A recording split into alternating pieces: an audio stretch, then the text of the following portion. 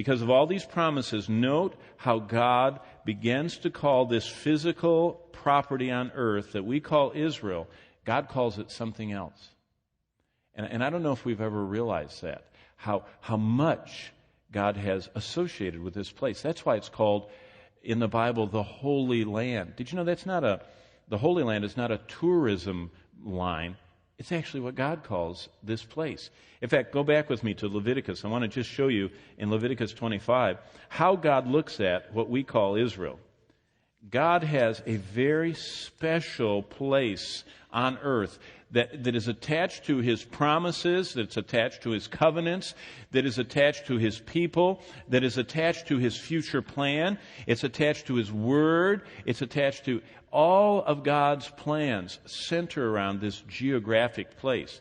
And it says in Leviticus 25, verse 23, notice God's giving all these laws and everything to regulate the people. And it says in chapter 25, verse 23, the land must not be sold permanently.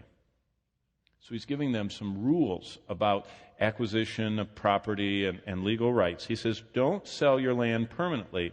Why? Because the land is mine. And you Israelites are aliens and my tenants.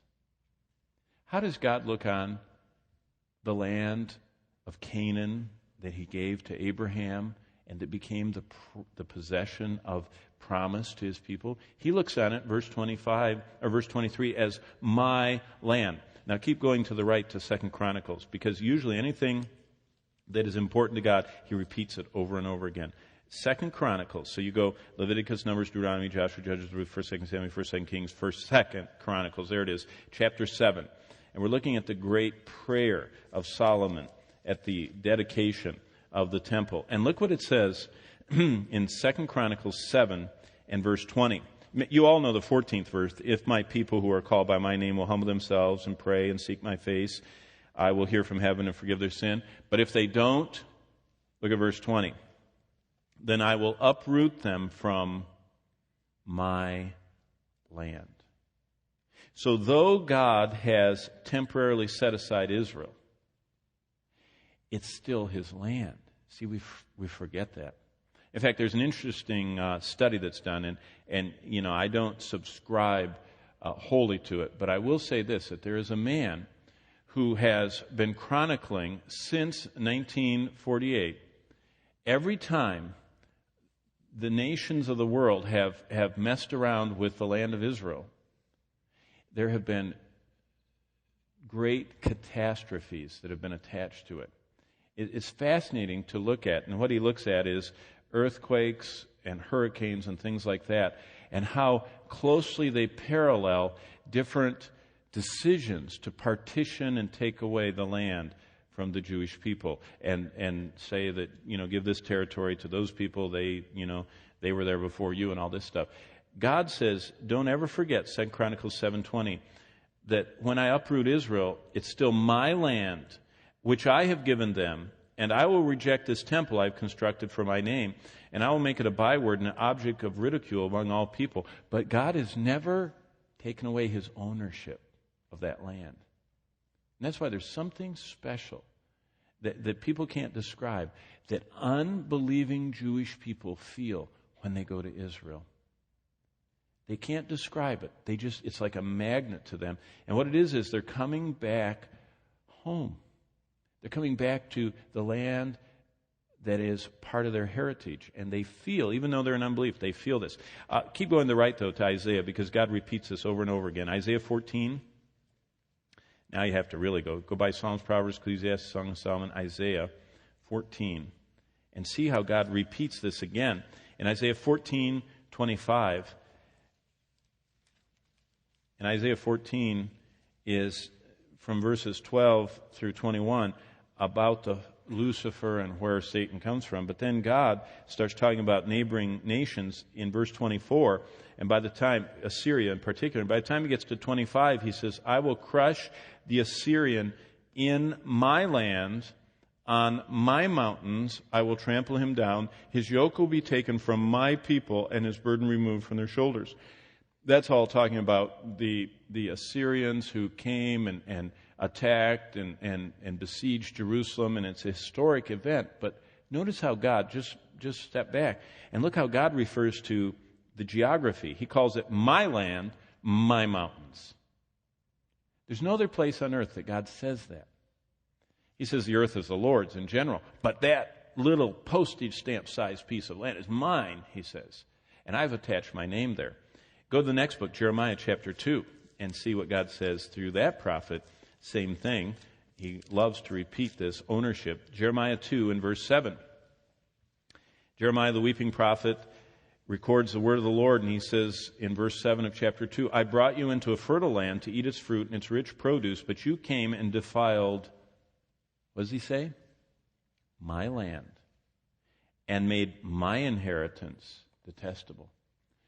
Just like this morning we saw that children belong to the Lord and we're to give them back to Him, and that they're a heritage from the Lord. He owns us and our children. God says, I specifically own this land, and it's my inheritance. That place that I put my ownership upon through Abraham 4,000 years ago has become the center of my focus. God says, that's my land. And invaders have come and gone and conquered and swept through and pillaged and plundered and murdered, and blood just soaks that land. And there's so many bones in the dust of that land, and so many armies have traversed it, but it hasn't ever changed hands. It's still God's, although all kinds of people have claimed it. Jeremiah 16, he repeats it. Look at Jeremiah 16 with me. In verse 18, he's talking in chapter 16 about the future plans he has for Israel, that he will restore them. But look at verse 18. I will repay them double for their wickedness, Jeremiah 16:18, and their sin, because they have defiled my land with their lifeless forms of their vile images. They have filled my inheritance with their detestable idols. God is very concerned about activity that goes on in that little spot. Now, with the whole world in general. But boy, does he localize his interest to that land. Keep going to the right to Ezekiel. It goes Isaiah, Jeremiah, Lamentations, Ezekiel. And look what Ezekiel 38:16. Now, we've looked at this in our prophetic study. Ezekiel 37 is about the restoration of the children of Israel, the valley of dry bones as they're regathered. And that really happened in the late 19th century and sprang into full bloom in the 20th century, 1948 specifically. But Israel is dry bones in chapter 37. But then they come to life. And look at chapter 38. It says, the word of the Lord came to me, and it talks about this invasion of the land of Israel with the Jews living there. But get down to verse 16, and look how the Lord describes where the Russian Islamic coalition, that's what's described, and I'm not going to repeat all that, but God describes in verse 5 and 6 a Russian Islamic coalition. It's all the former stands of Russia with Persia, Ethiopia, Libya, and with Turkey, and all of those joined with the Russians. They come with Iran, verse 5, leading the pack. Persia, Ethiopia, but Iran, Persia is first. But this Islamic coalition comes down. But look how God describes what they do. Verse 16 of chapter 38. You will advance against my people Israel like a cloud that covers the land. In the days to come, O Gog, I will bring you against... And how does God refer to the land of Israel? Does he call it the land of Israel? No. He calls it my land. And why does God allow the Muslims allied with Russia to come down? So that the nations may know me when I show myself holy through you before their eyes. That desire to annihilate Israel with this massive confederation of Islamic and Russian military coming down, just almost countless. It says that there's going to be so many of them. They're like, verse 16 says, a cloud that covers the land. You just can't count it. It's just like a cloud. But he says, I'm doing all this so that the nations may know me. Because he says, when they attack my land, then I'm going to attack back. And you can read the horrific things that the Lord does. Verse 19, a great earthquake. He calls in verse 21 for a sword against them. Verse 22, pestilence. bloodshed rained down on his troops, flooding rain, hailstones, fire, brimstone. I mean, this is God fighting. And the Jews don't win for their cleverness. God fights for them. We'll keep going to the right to the minor prophet Joel.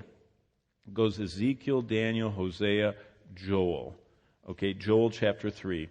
And this is very interesting. Joel 3 and verse 2 and by the way, this all is very interesting how much the New Testament uses Joel. Remember, the day of Pentecost is a citing of the book of Joel, and it talks about the coming time in the future. But Joel 3, and look at verse 2, I will gather all nations and bring them down to the valley of Jehoshaphat.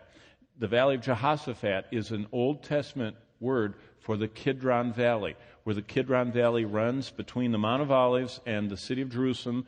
The Temple Mount is here, the Mount of Olives is here, and at the bottom, that valley is called Kidron, and as it flows south, it meets with the valley of Hinnom. You've all heard of Hinnom, Gehenna.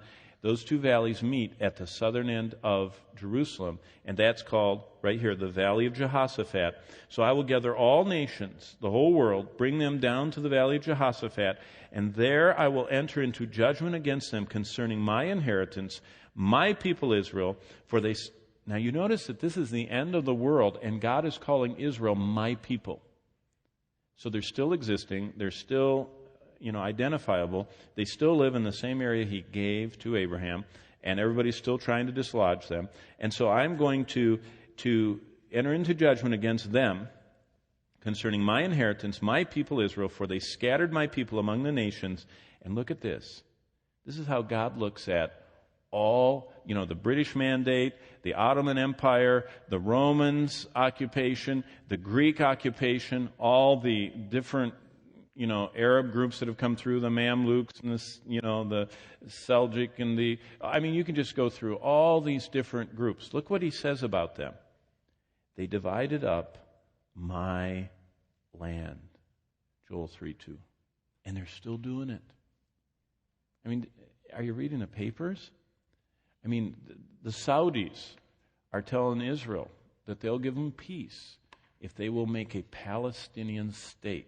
The holders of Mecca and Medina, the Islamic motherland, is telling the Jews if they'll just give up their land, if they'll give the Golan Heights to Syria, if they'll give the West Bank to a Palestinian state, if they will divide up the land, they'll give them peace. And you know what the Lord says? I am going to judge all the nations that scatter my people and divide up my land.